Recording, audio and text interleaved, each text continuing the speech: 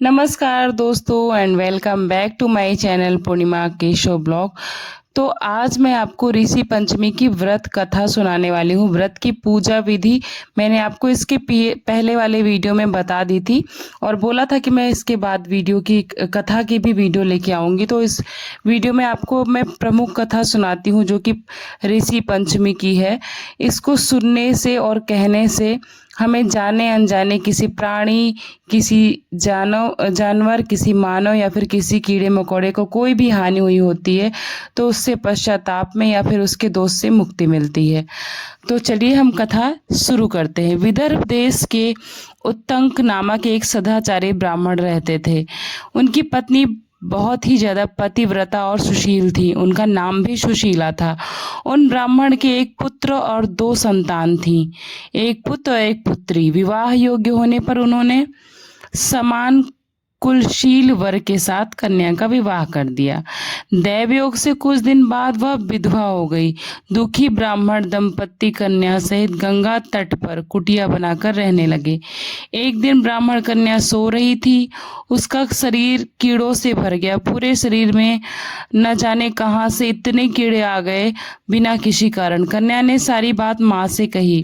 माँ ने पति से सब कुछ कहते हुए पूछा, हे प्राणनाथ, मेरी कन्या साध्वी है, कन्या की यह गति होने का क्या कारण है? उत्तंक जी ने समाधि द्वारा इस घटना का पता लगाया और पता लगाकर बताया कि पूर्व जन्म में यह कन्या ब्राह्मणी थी। इसने रजस्वला होते ही बर्तन छू दिए थे। इस जन्म में भी इसने लोगों की देखा देखी भाद्रपद शुक्ल पंचमी अर्थात ऋषि पंचमी का व्रत नहीं किया, इसलिए उसके शरीर में कीड़े पड़ गए हैं। धर्म शास्त्रों की मान्यता है कि रजस्वला स्त्री पहले दिन चंडालिनी, दूसरे दिन ब्रह्मघातिनी तथा तीसरे दिन धोबिन के समान अपवित्र होती है। वह चौथे दिन स्नान करके शुद्ध होती है। यदि यह शुद्ध मन से अब भी ऋषि पंचमी का व्रत करे तो इसके सारे दुख दूर हो जाएंगे। अगले जन्म में अटल सौभाग्य को प्राप्त करेगी। पिता की आज्ञा पाकर पुत्री ने विधि पूर्वक ऋषि पंचमी का व्रत एवं पूजन किया। व्रत के प्रभाव से वह सारे दुखों से मुक्त हो गई। अगले जन्म में उसे अटल सौभाग्य सहित अक्षय सुखों का भोग मिला। तो यह पंचमी की प्रथम कथा थी। अब मैं आपको द्वितीय कथा सुनाती हूँ। तो द्वितीय कथा इस प्रकार है। एक समय वर्षा ऋतु में जब उनकी पत्नी खेतों के काम में लगी हुई थी तो रजस्वला हुई। उनको रजस्वला होने का पता लग गया, फिर भी वो घर के कामों में लगी रही। कुछ समय बाद वह दोनों स्त्री एवं पुरुष अपनी अपनी आयु भोग कर मृत्यु को प्राप्त हो गए। जैसी तो कुतिया बनी और सुमित्र को रजस्वला स्त्री के संपर्क में आने के कारण बैल की योनि मिल गई, किंतु ऋतु दोष के अतिरिक्त इन दोनों का कोई अपराध नहीं था। इसी कारण इन दोनों को अपने पूर्व जन्म का समस्त विवरण याद रहा। वो दोनों कुतिया और बैल के रूप में उसी नगर में अपने बेटे सुचित्र के यहाँ रहने लगे। धर्मात्मा सुचित्र अपने अतिथियों का पूर्ण सत्कार करता था। अपने पिता के श्राद्ध के दिन उसने अपने घर ब्राह्मणों को भोजन के लिए नाना प्रकार के भोजन, अनेक प्रकार के भोजन बनवाए। जब उसकी स्त्री किसी काम के लिए रसोई से बाहर गई हुई थी तो एक सर्प ने रसोई की खीर के बर्तन में विष वमन कर दिया, यानी कि विष घोल दिया, उसको जूठा कर दिया। कुतिया के रूप में सुचित्र की माँ कुछ दूर से सब कुछ देख रही थी। पुत्र की बहू के आने पर उसने पुत्र को ब्रह्म हत्या के पाप से बचाने के लिए उस बर्तन में मुंह डाल दिया। सुचित्र की पत्नी चंद्रवती ने कुतिया का यह कृत्य देखकर बहुत क्रोधित हुई। उसने चूल्हे में जलती लकड़ी से कुतिया को जला दिया, उसको मारा। बेचारी कुतिया मार खाकर इधर उधर भागने लगी। चौके में जो जूठन आदि बची रहती थी वह सब सुचित्र की बहू उस कुतिया को डाल देती थी, लेकिन क्रोध के कारण उसने वह भी बाहर ही फिकवा दिया। सब खाने का सामान फिकवा कर बर्तन साफ करके दोबारा खाना बनाकर ब्राह्मणों को खिलाया।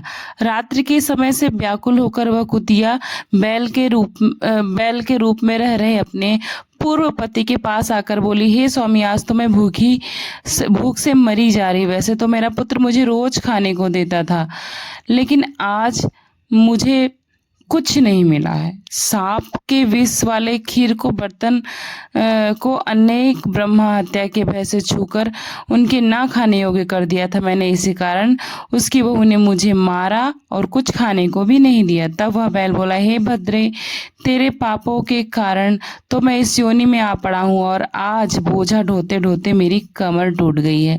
आज मैं भी खेत में दिन भर हल में जुता रहा। मेरे पुत्र ने आज मुझे भोजन नहीं दिया और मुझे मारा भी बहुत।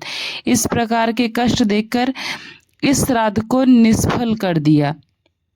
अपने माता पिता की इन बातों को सुचित्र सुन रहा था। उसी समय दोनों को भरपेट भोजन कराया, फिर उनके दुख से दुखी होकर वन की ओर चला गया।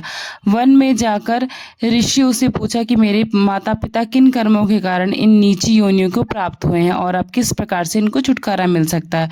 तब सर्व माता ऋषि बोले कि तुम इस मुक्ति के लिए पत्नी सहित ऋषि पंचमी का व्रत धारण करो और अपने माता पिता को उसका फल दो। भाद्रपद महीने की शुक्ल पंचमी को मुख शुद्ध करके मध्याह्न में नदी के पवित्र जल में स्नान करना और ऐसे रेशमी कपड़े पहनकर अरुंधति सहित सप्त ऋषियों का भोजन करना। इतना सुनकर अपने घर लौट आया और पत्नी सहित विधि विधान से पूजन किया। उसके पुण्य से माता पिता दोनों पशु योनि से छूट गए। इसलिए जो महिला श्रद्धा पूर्वक ऋषि पंचमी का व्रत करती है वह समस्त सांसारिक सुखों को भोग कर वैकुंठ को जाती है।